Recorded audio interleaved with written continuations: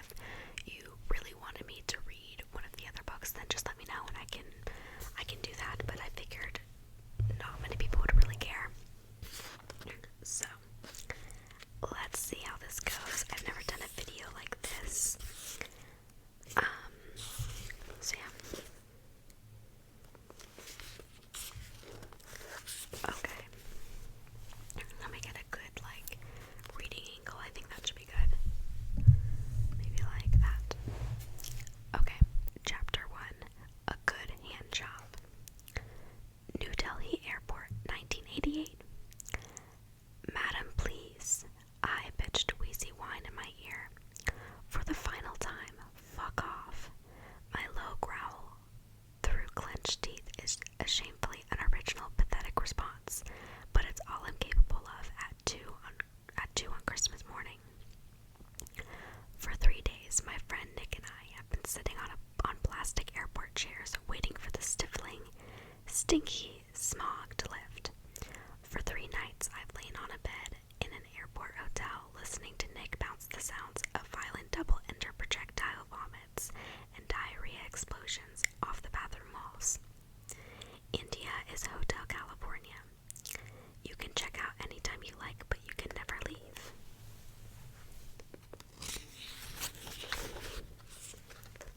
Tonight, in such a lovely place, the voices down my ear corridor belong to the airport toilet cleaner. He has abandoned his post at the urinal to pursue his part-time job as a professional beggar.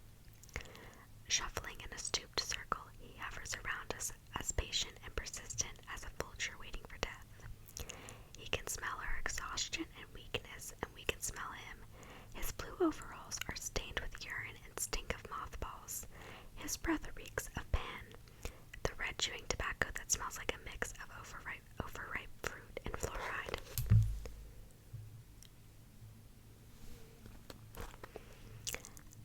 At long last, a nasal voice calls our flight. The beggar shuffles forward to make his final swoop. Madams, sweet ladies, any spare rupees, please give, please. No wife, many children, you reach me poor, please. His pitiful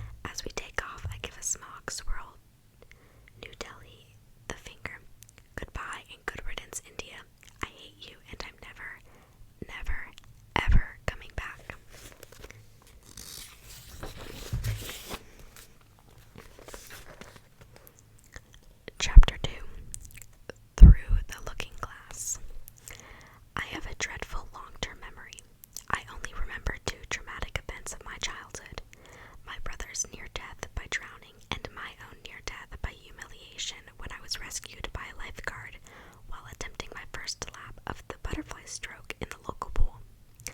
I vaguely remember truth or dare kisses in the back of a bus, aged about 12, dancing to My Sharona.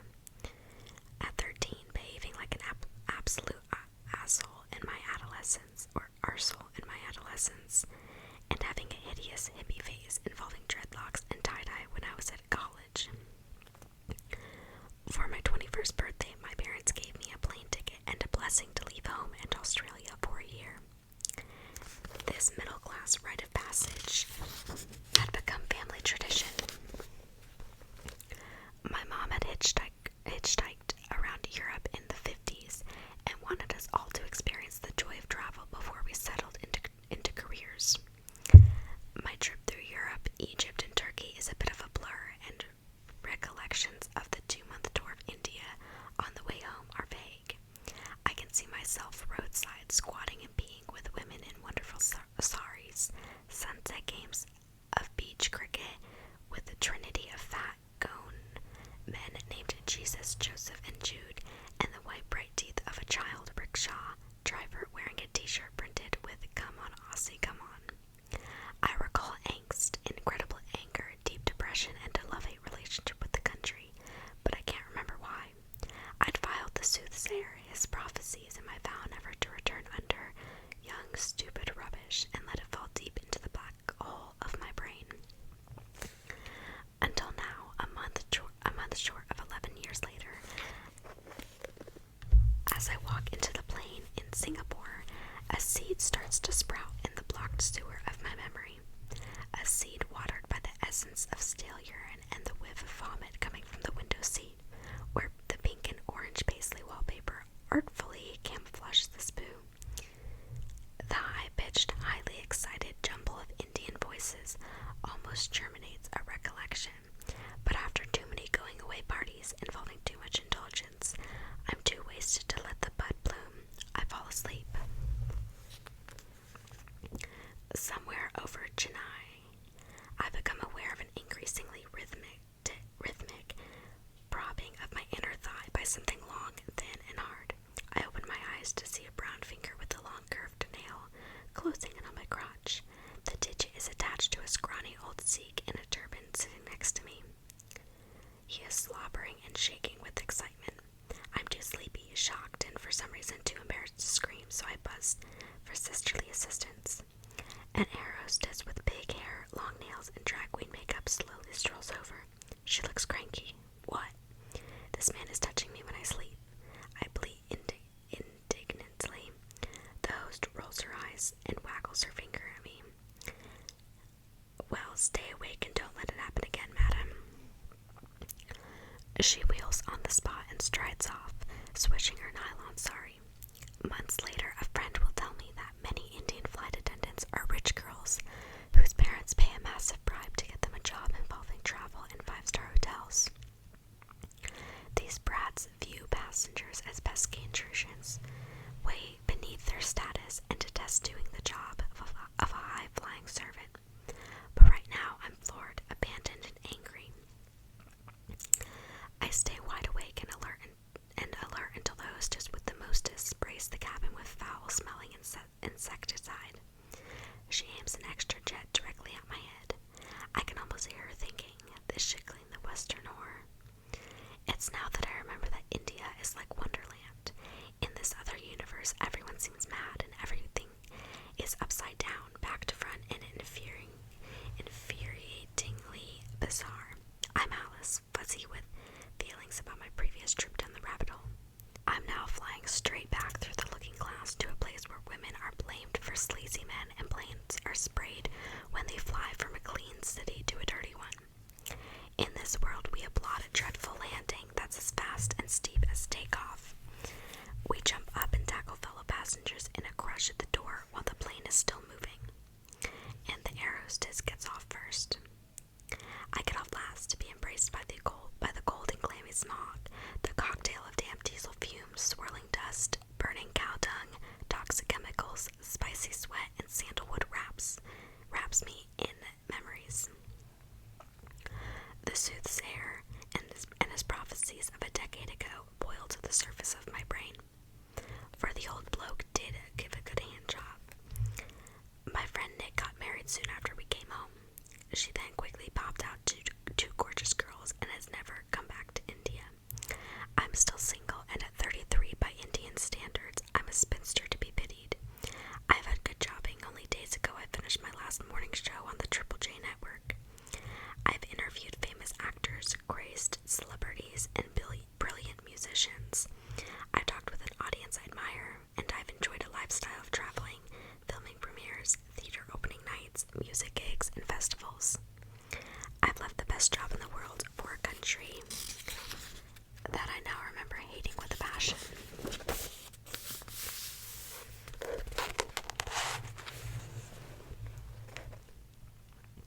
And I've done it for love. My boyfriend, Jonathan. I hate that name. I hate that name so much. My boyfriend, Jonathan, is the Australian Broadcasting Company's South Asia correspondent based in New Delhi, and after a year of yearning, soppy love songs, and pathetic phone calls, we've decided we can't live apart. I look to see if the toilet cleaner is here to glow. A different tarmac welcoming committee emerges from the mist. 5 men with massive mustaches, machine guns, and moronic stares, each of them clutching his own penis.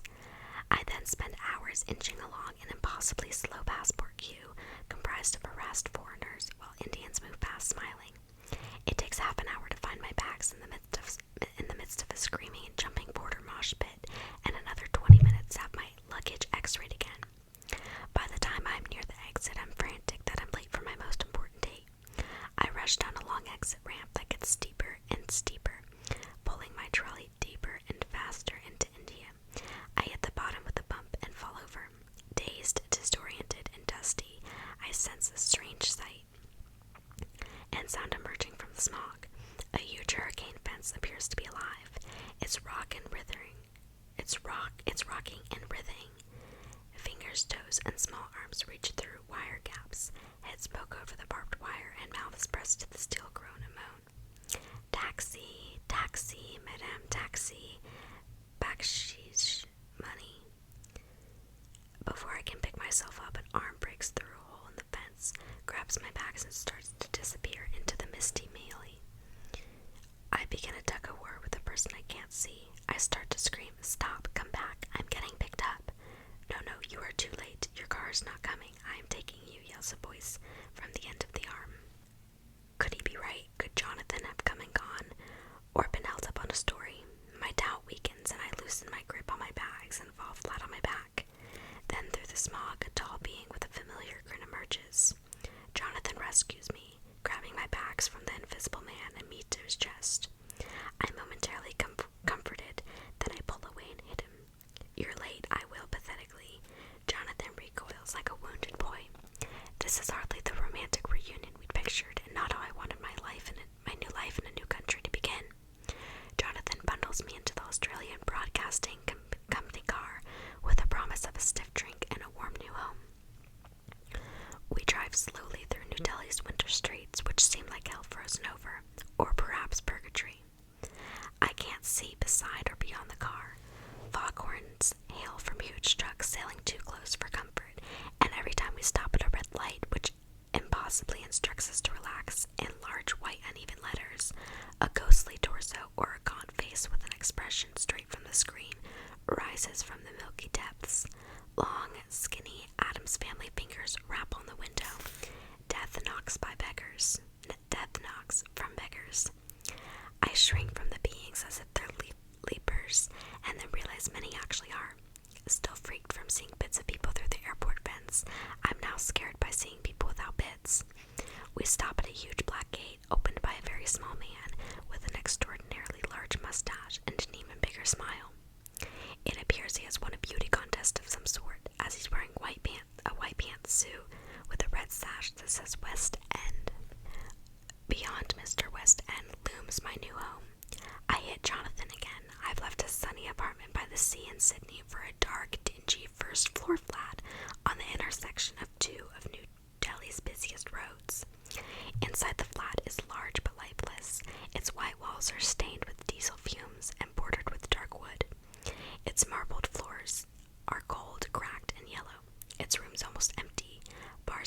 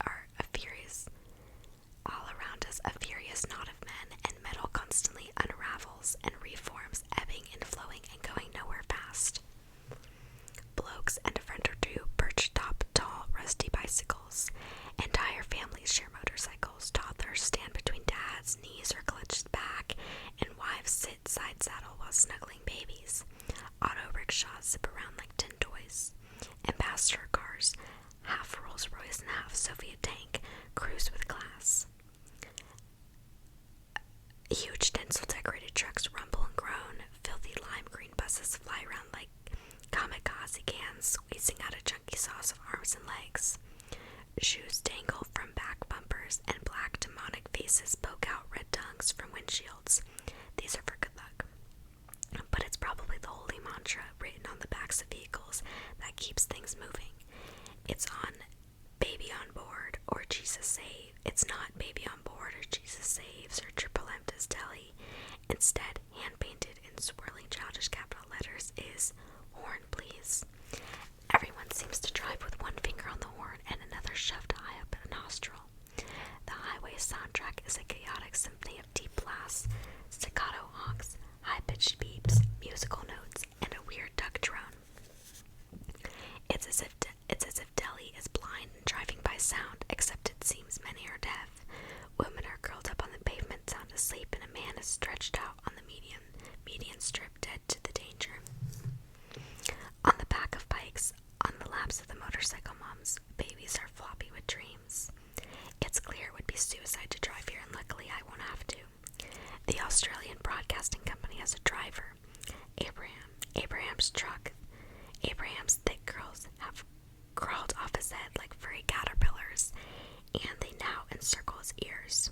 He wears a mean pair of black Cuban-heeled cowboy boots and fake Levi's. But Abe is no cowboy. Small, skinny, and incredibly jumpy, he has worked for the Australian Broadcasting Company for 25 years, but still seems nervous around boss sahibs. He wrings his hands when Jonathan asks him a question and whispers answers so quietly we have to lean close to pick them up. This just makes him more nervous, and he jumps back as if we're gonna hit him. Mild-mannered Abe, however, is Tarzan of the traffic jungle. He knows the strict species pecking order, but as trains are on bottom and run out of the way of everything, bicycles make way for cycle rickshaws, which give way to auto rickshaws, which stop for cars, which are subservient to trucks. Buses stop for one thing and one thing only, not customers. They jump on while the buses are still moving. The only thing that can stop a bus is the king of the road, the lord of the jungle and the top dog, the holy cow. 82% of Indians are Hindus. Hindus refers cows, probably because of their favorite gods. Krishna is a coward, and Shiva, the lord of destruction, has a bull named Nandi. I've always thought it was hilarious that Indian people chose the most boring, domesticated, compliant, and stupid animal on earth to adore, but already I'm seeing cows in a whole different light. These animals clearly know they rule, and they like to mess with their heads.